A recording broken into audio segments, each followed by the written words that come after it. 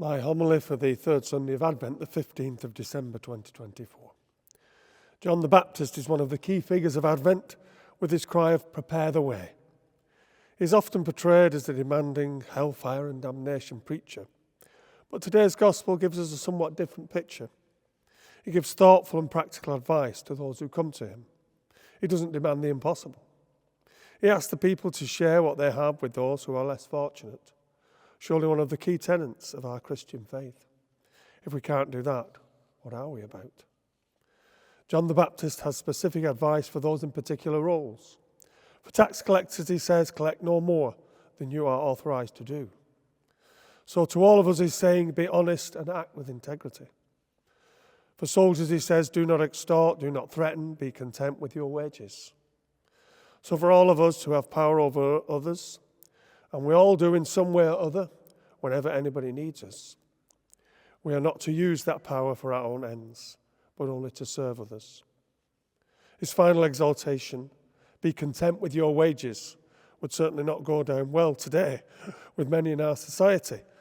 But let's not forget that we are better off than the vast majority of people in our world. On this third Sunday of Advent, there's a theme of joy in our readings. I particularly like today's second reading. Rejoice in the Lord always. Again, I will say rejoice. We have reason to rejoice, whatever our present difficulties or concerns may be. We have reason to rejoice in the Lord. Note that, in the Lord. It's a reminder to us not to be too self-centered, but to keep in mind our faith and what the Lord has done for us. He has sacrificed himself on a cross for us, and greater love has no one than that. Surely reason to rejoice in the Lord. John the Baptist warned of the judgment to come. That may be something we are fearful of.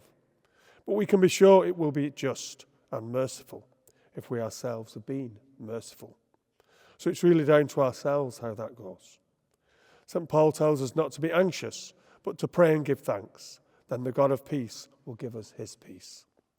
For me, it's all about putting things into God's hands and trusting in his providence. I can honestly say that he has never let me down, even though I have let him down many times. Never forget that he is a generous God who loves to give.